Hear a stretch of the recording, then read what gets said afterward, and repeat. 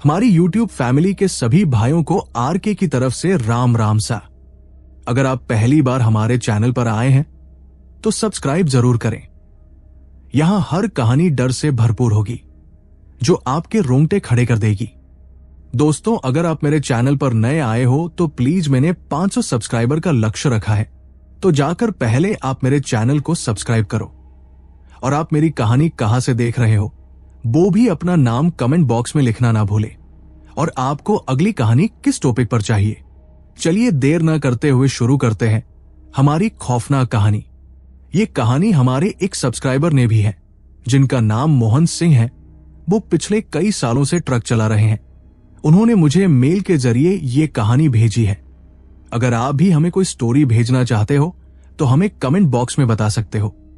चलिए सुनते हैं हमारी कहानी मोहन सिंह जी की जुबानी में। मेरा नाम मोहन सिंह है। मैं एक ट्रक ड्राइवर हूं। पिछले 15 साल से सड़कों का कुत्ता बना फिर रहा हूं। राजस्थान की तपती सड़कों से लेकर हिमालय की बर्फीली ढलानों तक जाने कितनी ही रातें इस स्टीयरिंग के पीछे काटी है। मैं भारत के हर मोड़, हर रास्ते को अच्छी तरह से पहचानता हूं। लेकिन उस रात मैंने ऐसा रास्ता देखा जो पहले कभी नहीं देखा था और शायद देखना भी नहीं चाहिए था। एक रात की बात है। उस रात मैं जोधपुर से चंडीगढ़ की ओर माल लेकर चला था। ट्रक में लोहे की चादरें लदी थी। गाड़ी में भारी माल था, इसलिए ट्रक की स्पीड ज्यादा नहीं थी। मेरा साथी कंडक्टर, जिसका नाम नरेश था, वो हमेशा की तरह मेरी बगल में बैठा ऊँघ रहा था। घड़ी रात के करीब 2 बजा रही थी और आसमान में घने बादल छाए थे। चारों ओर वीरानी थी। दूर दूर तक कोई गाड़ी नहीं दिख रही थी। मैं ट्रक को हाईवे पर दौड़ा रहा था। मैंने नरेश से कहा, अबे कुपकरण, अब तो जग जा, कितना सोता रहता है। नरेश ने जम्हाई लेते हुए कहा, भाई जी, जरा चाय वाय मिलती तो मजा आ जाता। आंख लग रही है बार बार मेरी तो। मैंने साइड मिरर में देखा। दूर दूर तक न कोई ढाबा न कोई बस्ती। मैंने कहा, आगे कोई ढाबा दिखा तो रुकते हैं, और ट्रक की हेडलाइट्स को हाई बीम में डाल दिया। कुछ किलोमीटर आगे बढ़ा ही था कि सामने एक पुराना टूटा फूटा साइन बोर्ड दिखा जो कि धूल और जंग से लगभग ढका हुआ था। लेकिन उस पर कुछ लिखा था, मोरगांव 5 किमी। मैंने अपने आप से कहा, मोरगांव, अब ये कौन सा गांव है? वैसे मैंने इस रूट पर मैंने कई बार सफर किया था, लेकिन इस नाम का गांव पहले कभी नहीं देखा था। नरेश ने उस साइन बोर्ड को देखकर उत्साहित होकर कहा, चलो भाई जी, शायद वहां कोई चाय का ठेला मिल जाए। मैंने ट्रक का स्टीयरिंग घुमाया और उस कच्चे रास्ते पर बढ़ गया। सड़क टूटी फूटी थी, जैसे बरसों से उस पर कोई गाड़ी न गुजरी हो। ट्रक के टायर धूल उड़ाते हुए आगे बढ़ रहे थे। अजीब बात थी कि चारों ओर घना अंधेरा था। न कोई स्ट्रीट लाइट, न ही कोई घरों की रोशनी।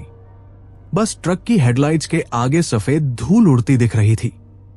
करीब 10 मिनट बाद एक छोटा सा गांव दिखा। गांव क्या था, जैसे भूतहा खंडहर था। टूटी हुई झोपड़ियां, जगहजगे सूखे पेड़ और एक अजीब सी चुप्पी। दूर कहीं से उल्लू की आवाज आ रही थी। बाकी सब कुछ सन्नाटे में डूबा था। ट्रक रोकते ही नरेश नीचे कूदा और इधर उधर देखने लगा। भाई जी, ये जगह तो बड़ी अजीब लग रही है। मैंने भी दरवाजा खोला और नीचे उतरा। हवा में एक अजीब सा गंध था, जैसे किसी ने यहां बहुत समय से कुछ जलाया हो। गांव में एक पुराना जर्जर मंदिर दिखा। उसकी दीवारों पर लाल रंग के हाथों के निशान थे, जैसे किसी ने खून से छापे बनाए हों। तभी पीछे से एक करहाने की आवाज आई। हम दोनों तेजी से मुड़े। एक बूढ़ा आदमी पास के खंडहर से निकलकर हमारी तरफ आ रहा था। उसकी आंखें गड्ढों में धंसी हुई थी, चेहरे पर झुर्रियां और शरीर सूखकर कांटा हो चुका था। वो सीधा हमारे पास आया और उसने हमसे पूछा, कौन हो तुम लोग? उसकी आवाज कांप रही थी, लेकिन उसके लहजे में कुछ ऐसा था जो रीढ़ में ठंडक पहुंचा दे। नरेश ने हंसकर कहा, बस चाय वाय पीनी थी बाबा, कोई होटल वोटल है यहां? बूढ़े ने हमें घूर कर देखा और फिर धीमे से बोला, यहां कुछ नहीं मिलेगा। चले जाओ, जितनी जल्दी हो सके। पर बाबा, ये गांव इतना सुनसान क्यों है? मैंने पूछा। बूढ़े की आंखों में अजीब सा खौफ उभर आया। उसने धीरे से इशारा किया और बोला, तुम गलत रास्ते पर आ गए हो, यहां से चले जाओ। अभी इसी वक्त उसके लहजे में कुछ ऐसा था कि मेरा दिल कांप उठा। पर तभी नरेश ने गांव के बीचों बीच एक जलता हुआ दिया देखा। भाई जी, देखो, उधर रोशनी जल रही है, शायद कोई घर हो। मैंने उस तरफ देखा। सच में वहां एक झोम पड़ी थी और अंदर हल्की रोशनी टिमटिमा रही थी। बूढ़े ने हमारी बाजू पकड़ ली। उसकी पकड़ बहुत ज्यादा मजबूत थी। उसने कहा, मत जाओ वहां। वहां जो रहता है वो इंसान नहीं है। कौन? मैंने पूछा। बूढ़े ने फटी फटी आंखों से झोंपड़ी की ओर देखा और धीरे से बोला, वो एक तांत्रिक का घर है जो कि मारा जा चूका है। गांव वालों ने उसे पीट पीट कर मार डाला था, लेकिन उसकी आत्मा अभी भी यहां पर कहर बनकर टूट रही है। अब वहां पर कोई नहीं रहता, बस उस घर से कुछ अजीब सी आवाजें आती रहती है। बूढ़े की चेतावनी ने दिल में हलचल जरूर मचा दी थी, लेकिन नरेश के चेहरे पर उत्सुकता थी। अरे बाबा, रात के इस पहर में यहां कौन सा तांत्रिक मिलेगा? वो हंसते हुए बोला, हो सकता है कोई बाबा होगा जो झाड़ फूंक करता होगा। मुझे नरेश की बात सही नहीं लगी। उस गांव का अजीब सन्नाटा, बूढ़े की आंखों में छुपा डर और हवा में बसी हुई अजीब सी गंध, कुछ तो गलत था। लेकिन फिर भी पता नहीं क्यों मेरे कदम उस झोंपड़ी की ओर बढ़ने लगे। बूढ़ा वही खड़ा रह गया। उसकी आंखें हमें तब तक देखती रहीं जब तक हम अंधेरे में गुम नहीं हो गए। जैसे ही हम झोंपड़ी के पास पहुंचे, मैंने महसूस किया कि हवा अचानक ठंडी हो गई थी। अंदर से धीमे धीमे मंत्रोच्चार की आवाज आ रही थी। नरेश ने फुसफुसाते हुए कहा, भाई जी, अंदर कोई पूजा पाठ कर रहा है। मैंने हिम्मत जुटाई और दरवाजे पर हल्की सी दस्तक दी। टप टप, अंदर मंत्र रुक गए। कुछ देर तक सन्नाटा छाया रहा। फिर दरवाजा अपने आप धीरे धीरे चरमराते हुए खुल गया। हम दोनों ने एक दूसरे को देखा और झोंपड़ी के अंदर झांका। सामने का नजारा देख हमारी सांसें थम गई। अंदर एक आदमी बैठा था, पर वो हमें दिखने में कुछ अजीब सा लग रहा था। उसका शरीर इतना पतला और झुका हुआ था कि लगता था जैसे बस हड्डियों का ढांचा हो। सिर पर लंबी उलझी हुई जटाएं, आंखें बंद और शरीर पर राख पुती हुई थी। उसके चारों ओर अधजले दिए रखे थे और फर्श पर लाल रंग के अजीबोगरीब चिन्ह बने हुए थे। उसका मुंह एकदम सफेद था, जैसे किसी ने खून निकाल दिया हो। नरेश ने घबराकर कहा, बाबा, कुछ खाने को मिलेगा, बहुत भूख लग रही है। उससे पहले कि वो कुछ और कहता, वो आदमी अचानक अपनी जगह से उठा। उसकी आंखें अब भी बंद थी, लेकिन वो हमारी ओर बढ़ने लगा। हम दोनों 2 कदम पीछे हटे। तुम आ गए, चलो, मेरी भी आहुति आज पूरी हो जाएगी। इस आहुति का बरसों से इंतजार कर रहा था। उसकी फटी हुई आवाज निकली। उसने धीरे से अपनी आंखें खोली। उसकी आंखों को देखकर हमारा खून जम गया। उसकी आंखें जो मौत से भी भयानक थी। उसकी आंखों में कोई पुतली नहीं थी। उसकी आंखों बस गहरा काला अंधेरा था, जैसे कि उसकी आंखों की जगह 2 खाली गड्ढे हों। मैंने महसूस किया कि मेरी टांगें कांपने लगी थी। नरेश ने मेरे हाथ को जोर से पकड़ा। भाई जी, भागो यहां से। लेकिन तभी उस आदमी के होठों से एक सड़ी गली हंसी निकली। यहां से तुम दोनों बचकर कहां जाओगे? यहां लोग मेरी मर्जी से आते हैं और जाते भी मेरी मर्जी से हैं। अगले ही पल झोंपड़ी के अंदर की सारी दिए एक साथ बुझ गए और घुप अंधेरा छा गया। हमने दरवाजे की ओर भागने की कोशिश की, लेकिन जैसे ही मैंने पहला कदम बढ़ाया, किसी ठंडी चीज ने मेरी गर्दन पकड़ ली। आह! मैं चीख पड़ा। वो चीज कोई हाथ था, लेकिन वो हाथ इंसानी नहीं था। वो सड़ा हुआ, मांस से झड़ता हुआ, हड्डियों से भरा हुआ था। नाखून इतने बड़े थे कि मेरी चमड़ी चीरते चले गए। नरेश चिल्ला रहा था, बचाओ बचाओ। मैंने पूरी ताकत से खुद को छुड़ाया और भागने की कोशिश की, लेकिन तभी किसी ने मुझे जमीन पर पटक दिया। मेरी छाती पर भारी दबाव पड़ा, जैसे कोई मुझ पर बैठ गया हो। मैंने देखा वो तांत्रिक अब मेरे ऊपर झुका हुआ था। उसकी आंखें अब लाल हो चुकी थी और उसके मुंह से एक सड़ागला गरम गरम पानी जैसा चिपचिपा पदार्थ बाहर टपक रहा था। उसने अपनी खौफनाक आवाज में कहा, आज तुम्हारी बलि चढ़ेगी। तुम्हारी आत्मा मेरे अधूरे यज्ञ को पूरा करेगी। गांव वालों ने मेरे पिता को तो मार दिया, पर आज मैं 101 भी बलि देकर उनको दोबारा जिंदा करूंगा, और मैंने ही तुम दोनों को यहां पर बुलाया था। उसकी आवाज इतनी डरावनी थी कि मेरी रीढ़ में ठंडक दौड़ गई। और फिर उसने मेरे चेहरे के करीब अपना सड़ा हुआ मुंह लाया, और तांत्रिक का सड़ागला मुंह जैसे ही मेरे चेहरे के करीब आया, उसकी दुर्गंध इतनी भयानक थी कि मेरी रूह कांप गई। लगा जैसे मैं किसी जिंदा लाश के सामने पड़ा हूं। उसकी सांसों में गले सड़े मांस की बदबू थी। मेरे हाथ पैर सुन्न हो गए थे, मैं हिल भी नहीं पा रहा था। तुम्हारी आत्मा मेरी होगी। उसकी आवाज किसी जंग लगे लोहे की तरह थी, जो कानों में घुसकर रगड़ खा रही हो। तभी मेरे बगल से नरेश की चीख उठी, आ भाई जी बचाओ। मैंने मुश्किल से अपनी गर्दन घुमाई और जो देखा उससे मेरे प्राण सूख गए। तांत्रिक की झोंपड़ी के कोने में एक साया खड़ा था। वो एकदम काला, लंबा और डरावना था। उसकी आंखों से जलती हुई लपटें निकल रही थी। नरेश हवा में उठा हुआ था, उसके पैर जमीन से 2 फीट ऊपर, जैसे किसी अदृश्य शक्ति ने उसे जकड़ लिया हो।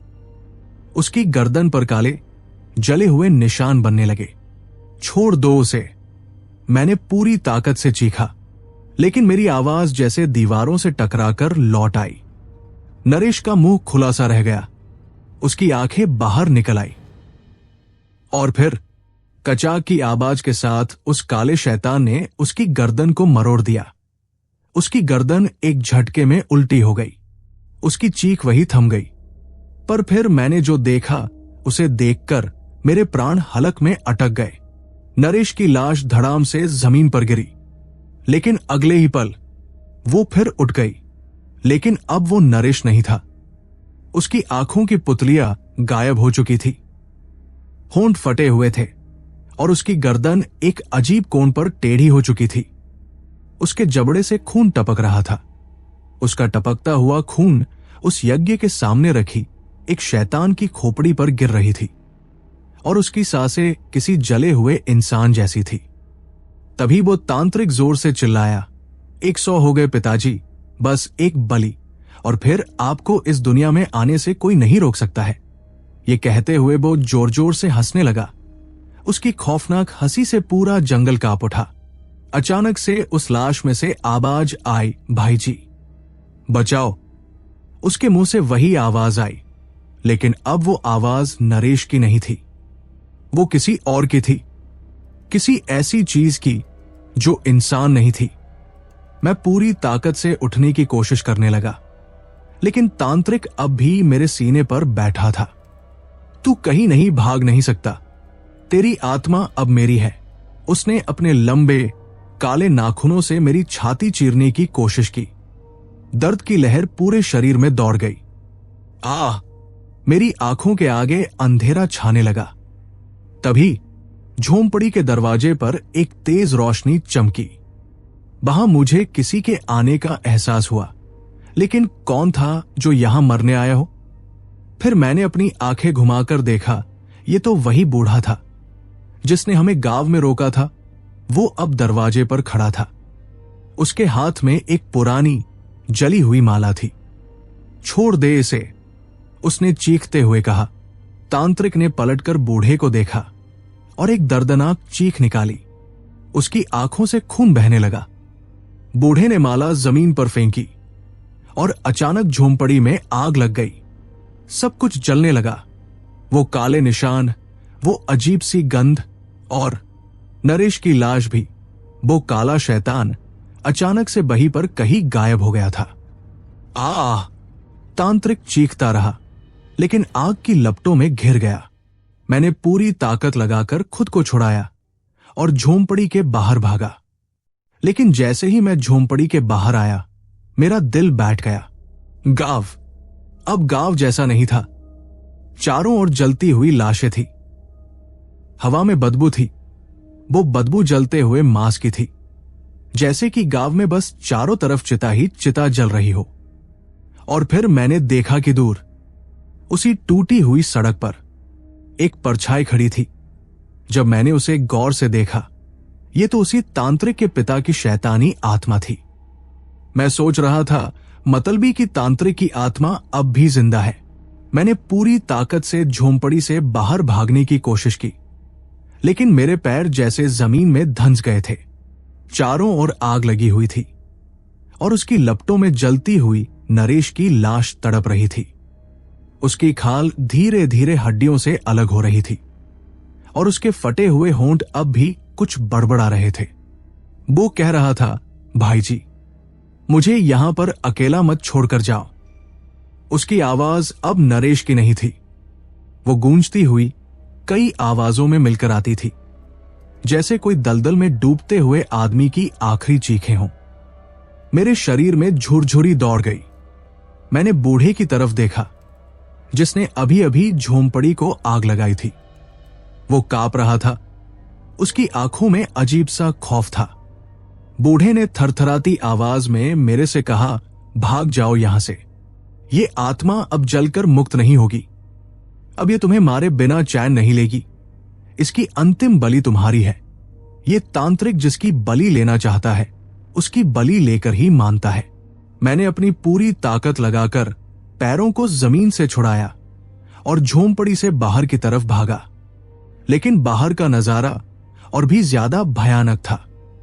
गांव की हर झोंपड़ी जल रही थी, लेकिन उनमें से उठती लपटें लाल नहीं थी। वे गहरी काली थी, जैसे राख से बनी आग जल रही हो। सड़क के दोनों किनारों पर जली हुई लाशें पड़ी थी। कुछ के हाथ जलते हुए ऊपर उठे थे, जैसे मरते वक्त भी वे मदद के लिए पुकार रहे थे। उनकी आंखें अब भी खुली थी और उनमें कुछ ऐसा था जो मेरे रोंगटे खड़े कर गया। एक न खत्म होने वाला डर। मैंने घबराकर अपने ट्रक की तरफ देखा, जो गांव के बाहर कच्ची सड़क पर खड़ा था। मैं अपने ट्रक में बैठा और ट्रक का इंजन स्टार्ट करने लगा। ट्रक स्टार्ट हो गया, लेकिन तभी ट्रक के ठीक सामने एक परछाई खड़ी थी। वो परछाई एकदम काली, धुएं से बनी हुई थी और धीरे धीरे अपना आकार लेने लगी। मैं सोच रहा था, अब ये क्या बला है? लगता है आज तो मेरी मौत पक्की है। ये तांत्रिक तो मुझे मार कर ही रहेगा। फिर मैंने गौर से देखा, ये तो वही तांत्रिक था, लेकिन अब वो इंसान नहीं रहा था। उसका शरीर हड्डियों से बाहर लटकते मांस का एक गंदा टुकड़ा था। उसकी आंखों से खून की धाराएं बह रही थी। उसके खुले हुए मुंह से सफेद पीले कीड़े रेंग रहे थे और उसकी हड्डियां हर हलचल के साथ चटक रही थी। तुमने सिर्फ मेरे शरीर को मारा है, मुझे नहीं। अब मैं तुझे तड़पाकर मारूंगा। फिर मैंने देखा कि उस तांत्रिक के शैतान पिता की आत्मा भी वहां पर आकर खड़ी हो गई थी। उसकी आवाज चारों ओर गूंज गई। मैंने ट्रक का गियर बदला और ट्रक को भगाने लगा, पर फिर मुझे मेरे पास किसी के गर्म गर्म सांसों का आभास हुआ, जैसे कि कोई मेरे पास कंडक्टर सीट पर बैठा हो। मैंने डरते हुए कंडक्टर सीट की ओर गर्दन घुमाई। मैंने जो देखा उसे देखकर मेरी रूह कांप गई। मेरे डर से रोंगटे खड़े हो गए। मैंने देखा कि कंडक्टर सीट पर तो नरेश बैठा है, लेकिन ये नरेश नहीं था। उसकी गर्दन अब भी उल्टी थी। उसका मुंह पूरा खुला था और उसके जबड़ों से हड्डियों के कचरे और मांस के लोथड़े झूल रहे थे। उसकी आंखों से खून टपक रहा था और उसके सीने पर गहरे काले निशान उभर चुके थे। उसने मुझे एक झटके में ड्राइवर सीट से उठाकर पास वाली सीट पर पटक दिया। मैं डरते हुए बैठा हुआ और दरवाजा खोलने लगा, लेकिन दरवाजा था कि खुलने का नाम ही नहीं ले रहा था। फिर मैंने शीशे झांककर बाहर देखा तो अब वहां से उन दोनों तांत्रिकों की शैतानी आत्माएं गायब हो चुकी थी। नरेश एकदम से ड्राइवर सीट पर बैठ गया। वो ट्रक का स्टीयरिंग कसकर पकड़े हुए था और मुस्कुरा रहा था। बैठो मोहन भाई, चलो तुम्हें भी नरक दिखा दूं। मेरा पूरा शरीर बर्फसा ठंडा हो गया था। तभी मैंने भगवान का नाम लिया और एक झटके से लात मारकर ट्रक का दरवाजा खोला। ट्रक का दरवाजा अचानक से खुल गया। मैं ट्रक से नीचे कूदा। तभी मुझे किसी की आवाज आई, भाग भाग जल्दी। वो आवाज उस बूढ़े की थी, लेकिन मेरे पैरों ने जैसे काम करना बंद कर दिया था। मैं मन ही मन सोच रहा था कि आखिर ये बूढ़ा कौन है और मेरी मदद क्यों कर रहा है। तभी नरेश ने ट्रक को स्टार्ट किया और ट्रक की हेडलाइट्स अचानक जल गई। लेकिन रोशनी पीली या सफेद नहीं थी, वो गहरी लाल थी, एकदम खून जैसी लग रही थी। ट्रक के इंजन से धुआं नहीं, चीखें निकल रही थी, जैसे किसी ने उसके अंदर जिंदा लोगों को जलाकर बंद कर दिया हो। मुझे अब समझ आ गया था, अगर मैं यहां एक सेकंड और रुका तो जिंदा नहीं बचूंगा। मैंने अपनी पूरी ताकत लगाई और ट्रक की तरफ नहीं, बल्कि उसके उल्टी दिशा में भागने लगा। तांत्रिक की आत्मा जोर से चीखी, तू भाग नहीं सकता। और उसी पल ट्रक खुद ब खुद चल पड़ा। वो मुझे एक ट्रक नहीं, बल्कि चलती फिरती मौत की मशीन लग रही थी। मैं बेतहासा भागे जा रहा था और मेरे पीछे भयानक आवाजें आ रही थी। ट्रक के इंजन की दहाड़, उसमें बैठे मरे हुए नरेश की अजीब हंसी और तांत्रिक की आत्मा की डरावनी चीखें। मैंने पूरे जोर से दौड़ना शुरू किया। मेरे पैरों के नीचे कच्ची मिट्टी थी, लेकिन अब वहां से धुआं उठने लगा था। ऐसा लगा जैसे जमीन के नीचे कुछ जल रहा हो, या फिर कोई हाथ मुझे नीचे खींचने की कोशिश कर रहा हो। मेरी आंखों के सामने हर चीज धुंधली होने लगी थी। ट्रक मेरे पीछे था और तभी ट्रक ने मुझे टक्कर मार दी। गड़ाक। ट्रक की टक्कर लगते ही मेरा शरीर हवा में उछल गया। मेरे कानों में बस भयानक आवाजें गूंज रही थी। नरेश की मरी हुई हंसी, तांत्रिक की आत्मा की चीखें और जलती हुई झोपड़ियों से उठती हुई इंसानों की दर्दनाक चीखें। मैं जमीन से टकराया और अगले ही पल भयानक दर्द की लहर पूरे शरीर में दौड़ गई। मेरे सिर से खून बह रहा था, आंखों के आगे अंधेरा छा रहा था और शरीर की हड्डियां जैसे जवाब दे चुकी थी। लेकिन सबसे ज्यादा खौफनाक था वो ट्रक, जो अब धीरे धीरे मेरी तरफ बढ़ रहा था। मेरा ट्रक, जो अब एक भूतिया दानव बन चुका था। ट्रक की हेडलाइट्स अब पूरी तरह खून से सनी हुई थी। इंजन से उठता काला धुआं अब हवा में शक्लें बना रहा था। वो शक्लें दिखने में कुछ अजीब सी लग रही थी। वो कुछ ऐसे थी जैसे इंसानों के रोते बिलखते चेहरे थे जो दर्द से चीख रहे थे। ट्रक के ड्राइवर सीट पर नरेश अब भी बैठा था। उसकी उल्टी हुई गर्दन अब धीरे धीरे सीधी हो रही थी। उसकी आंखों से काले कीड़े बाहर आ रहे थे और उसकी उंगलियों के नाखून अब लंबी सूखी हड्डियों में बदल चुके थे। भाई जी, अब कोई नहीं बचा सकता, आ जाओ हमारे साथ, हमेशा के लिए। उसकी आवाज में इतनी नफरत, इतना दर्द था कि मेरी आत्मा तक कांप उठी।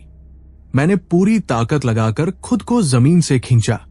मेरा एक पैर शायद टूट चुका था, लेकिन मेरे पास अब कोई और चारा नहीं था।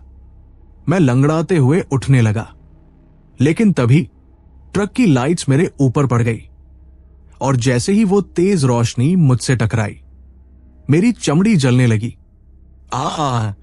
इतना भयानक दर्द मैंने कभी महसूस नहीं किया था। मेरी चमड़ी जगह जगह से पिघल रही थी, जैसे किसी ने गर्म तेल डाल दिया हो। हाथों की नसें जलकर काली पड़ने लगी थी। मैं वही जमीन पर गिर पड़ा। ट्रक अब भी मेरी तरफ बढ़ रहा था, लेकिन तभी अचानक चारों ओर की आग एकदम बुझ गई। पूरा गांव घने अंधेरे में डूब गया और फिर मुझे उस तांत्रिक की आवाज मेरे कानों में सुनाई पड़ी। तेरी आत्मा अब मेरी है, मोहन सिंह। मैं तेरी बलि देकर मेरे पिता को फिर से जिंदा करूंगा। मुझे महसूस हुआ कि मेरी सांसें धीमी पड़ने लगी थी मेरी आंखों के सामने वो तांत्रिक खड़ा था। अब वो पूरी तरह इंसानी रूप छोड़ चुका था। उसका शरीर पूरी तरह जला हुआ था, लेकिन अब भी उसके चेहरे पर एक भयानक हंसी थी। उसकी आंखों के गड्ढों से जलती हुई राख बाहर गिर रही थी और उसकी छाती से कई हाथ बाहर निकल रहे थे।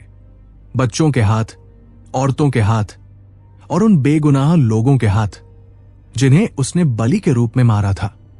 अब कोई बचा नहीं सकता। तेरी आत्मा अब मेरी है।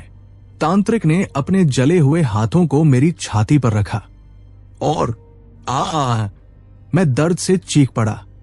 उसके हाथों की छुअन से मेरा शरीर काला पड़ने लगा। खून जम रहा था, हड्डियां जलने लगी थी और आंखों के सामने दुनिया घूम रही थी। अचानक वो बूढ़ा फिर से आया। रुक जा, तांत्रिक, बहुत हुआ तेरा अत्याचार। ये वही बूढ़ा जिसने पहले भी मेरी जान बचाई थी, अब हाथ में एक चमकती हुई हड्डी पकड़े खड़ा था। मोहन सिंह को छोड़ दे, नहीं तो तेरा अंत निश्चित है। लेकिन तांत्रिक हंस पड़ा।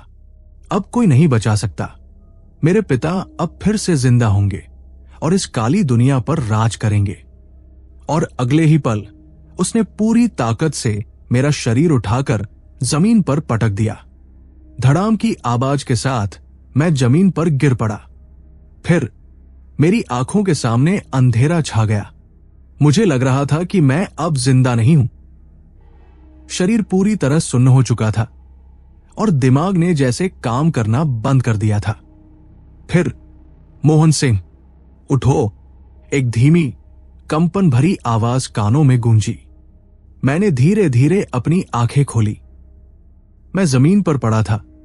शरीर टूटा हुआ था, लेकिन मेरी सांसें अब भी चल रही थी। तांत्रिक अब भी वही खड़ा था, अपनी जलती हुई आंखों के साथ, लेकिन अब उसके चेहरे पर गुस्सा था। तू मरा क्यों नहीं? उसकी आवाज कांप रही थी, जैसे उसने जो होने की उम्मीद की थी वो नहीं हुआ। बूढ़ा मेरे सामने खड़ा था। उसके हाथ में एक सफेद हड्डी चमक रही थी। बूढ़ा ने जोर से गरजती हुई आवाज में कहा, ये आत्मा तुझे नहीं मिलेगी, अधम तांत्रिक। चला जा यहां से। तूने पूरे गांव को जला दिया, लेकिन अब मैं तुझे किसी को नहीं मारने दूंगा। लेकिन तांत्रिक जोर से हंस पड़ा। तू मुझे रोकेगा? तू एक बूढ़ा आदमी, तू मुझे पहले भी नहीं रोक पाया और अभी नहीं रोक पाएगा। ये मेरी आखिरी बलि है। और वो जोर जोर से हंसने लगा। तभी हवा में अजीब सी सरसराहट हुई। मुझे महसूस हुआ कि चारों ओर से कोई हमारे पास आ रहा था। मैंने अपनी धुंधली नजरों से देखा। गांव की जली हुई लाशें हिल रही थी। उनकी आंखें खुल गई थी। वे करहा रही थी। उनके मुंह से राख और खून टपक रहा था, लेकिन वे जिंदा नहीं थी। वे उस तांत्रिक के वश में थी। अब ये तुझे मारेंगे मोहन सिंह। ये तेरा मांस नोचेंगे, तेरा खून पिएंगे। मुझे समझ नहीं आ रहा था कि क्या करूं। ट्रक अब भी वही खड़ा था, लेकिन अब वो पहले जैसा नहीं था। उसकी बॉडी पर गहरे खून के धब्बे थे और उसके टायरों पर मांस के लोथड़े चिपके हुए थे। स्टीयरिंग सीट पर अब भी नरेश की जलती हुई लाश बैठी थी। उसकी आंखें मुझ पर गड़ी थी। भाई जी, अब कोई रास्ता नहीं, नरेश ने जोर से खौफनाक आवाज में कहा। मैंने बूढ़े की तरफ देखा। बचने का कोई तरीका नहीं। मेरी आवाज कांप रही थी। बूढ़े ने मेरी ओर देखा। उसकी आंखों में अजीब सा डर और हिम्मत दोनों थे। अब मेरे पास कोई चारा नहीं था। तांत्रिक ने जलती हुई लाशों को मेरे ऊपर छोड़ दिया। वे मेरी तरफ बढ़ने लगी। उनकी हड्डियां चटक रही थी। उनकी उंगलियां पंजों में बदल गई थी। मैंने पूरा जोर लगाया और घिसटते हुए उठने की कोशिश करने लगा। बूढ़े ने मेरी तरफ हड्डी बढ़ाई और कहा, इससे उस राक्षस की छाती में वार कर। लेकिन तांत्रिक अब तक मेरी कमजोरी समझ चुका था। उसने हवा में हाथ घुमाया और अचानक मेरे कानों में एक दर्दनाक चीख गूंजी। मैंने मुड़कर देखा। बूढ़ा अब जमीन पर गिर चुका था। तांत्रिक ने अपनी शक्ति से उसे हवा में उठाया और झटके से नीचे पटक दिया। बूढ़े की हड्डियां चटकने की आवाज आई। अब मैं अकेला था। मेरी हड्डियां टूटी थी, शरीर खून से सना था, लेकिन मैं हार नहीं सकता था। मैंने पूरी ताकत से जमीन से वो हड्डी उठाई, वो हड्डी जिसने तांत्रिक को तकलीफ दी थी। तांत्रिक की जलती हुई आंखें मुझ पर गड़ी थी। तेरी हिम्मत तो देखो, उसने हंसते हुए कहा। मैंने कुछ नहीं सोचा, सिर्फ जोर से दौड़ पड़ा। तांत्रिक ने हाथ बढ़ाया और मेरी छाती पर वार किया। दर्द की एक लहर पूरे शरीर में दौड़ गई, लेकिन मैंने अपने दर्द को नजरअंदाज किया। मैंने पूरी ताकत से हड्डी उठाई और चक, मैंने तांत्रिक के जलते हुए सीने में उसे घुसेड़ दिया। एक जोरदार चीख गूंजी। हवा एकदम से भारी हो गई। चारों तरफ अंधकार चलने लगा, जमीन हिलने लगी। फिर मैंने देखा कि उस तांत्रिक का शरीर जलने लगा, लेकिन इस बार ये आग उसकी आत्मा को खा रही थी। उसकी आंखें बाहर आ गई, उसके हाथ तड़पने लगे। नहीं नहीं, उसकी आत्मा हवा में चीखते हुए घुलने लगी। गांव की जलती हुई लाशें भी अब राख बन रही थी। और फिर उस गांव में चारों तरफ सन्नाटा छा गया। मैं वही जमीन पर गिर पड़ा। सब कुछ खत्म हो चुका था। बूढ़ा अब भी जिंदा था, लेकिन वो अब बहुत कमजोर लग रहा था। मैंने उठने की कोशिश की, लेकिन मेरा शरीर अब भी जख्मी था। ट्रक अब पहले जैसा दिखने लगा था। नरेश की लाश गायब हो चुकी थी, लेकिन मेरे अंदर एक अजीब सी बेचैनी थी। मैंने ट्रक के साइड मिरर में झांका और जो देखा उसने मेरी आत्मा तक को झकझोर दिया। मेरा ही अक्स, लेकिन मेरी आंखों में कोई और घूर रहा था। बूढ़े ने मेरी तरफ देखा। मैंने सवालिया नजरों से उसे देखा। बूढ़े ने लंबी सांस ली और कहा, वो तांत्रिक सिर्फ कोई आम इंसान नहीं था, वो खुद मौत से भी पुराना था। मैं चौंक गया। मतलब? बूढ़ा आगे बढ़ा और जमीन से एक जलती हुई हड्डी उठाई। सैकड़ों साल पहले इस गांव में एक महातांत्रिक था, अग्निवीर। वो अमरत्व की साधना कर रहा था, लेकिन उसकी साधना अधूरी रह गई। फिर मैंने घबराकर पूछा। बूढ़े की आंखों में डर था। उसने आधी सिद्धि पाई थी, जिससे उसकी आत्मा कभी पूरी तरह मर नहीं सकती थी, लेकिन अमर बनने के लिए उसे 101 निर्दोष लोगों की बलि चाहिए थी। उनकी बातों को सुनकर मेरा कलेजा कांप गया। मैंने उस बाबा से कहा, बाबा, और वो बलि उसने इस गांव के लोगों की दी? बूढ़े ने सिर हिलाया। बूढ़े ने कहा, तभी गांव वालों को उसका पता चल गया। गांव वालों ने पीट पीट कर उसे मार डाला। लेकिन बलि का सिलसिला यहीं पर नहीं रुका। उसका बेटा उस तांत्रिक को जीवित करने के बलि देना लगा, और वो तांत्रिक की आत्मा लोगों को उसके लड़के के पास लेकर आने लगी। ये सिलसिला कई दिनों तक चलता रहा। बूढ़े ने आगे कहा, उसने पूरे गांव का नरसंहार कर दिया, और जब आखिरी बलि दे रहा था, तब एक सिद्ध महायोगी ने उसकी आत्मा को श्राप देकर इस गांव से बांध दिया। मुझे सब समझ आ गया था। मतलब, जब हमने इस रास्ते से ट्रक निकाला, तब हमने उसकी आत्मा को जगा दिया। बूढ़े ने मेरी तरफ देखा। उसकी आंखों में रहस्य भरा हुआ था। नहीं मोहन, असल में उसकी आत्मा पहले से ही जाग चुकी थी। तू सिर्फ उसका आखिरी मोहरा था। मैं उसका आखिरी मोहरा था। मेरे रोंगटे खड़े हो गए। बूढ़े ने मेरी तरफ देखा और कहा, जिस हड्डी से तुझे उसे मारने का मौका मिला, वो कोई आम हड्डी नहीं थी। वो खुद उस महायोगी की हड्डी थी, जिसने उसे बांधा था। मुझे अचानक अपने अंदर अजीब सी बेचैनी महसूस होने लगी। तो अब वो मर चुका है? बूढ़ा चुप हो गया। मैंने फिर बाबा से पूछा, बाबा आप कौन हो और आपने मेरी जान क्यों बचाई? बूढ़े ने मेरे से कुछ नहीं कहा और वहां से उठकर जंगल की तरफ चल दिया। मैं फिर वहां से उठकर अपने ट्रक की ओर बढ़ा और ट्रक को स्टार्ट किया और अपने गांव आ गया। मैं आज तक इस बात को भुला नहीं हूं और हर दम सोचता रहता हूं कि आखिर वो बूढ़ा कौन था। शायद कोई हमारा देवता होगा जिसने मेरी जान बचाई। दोस्तों, यही थी मेरी कहानी।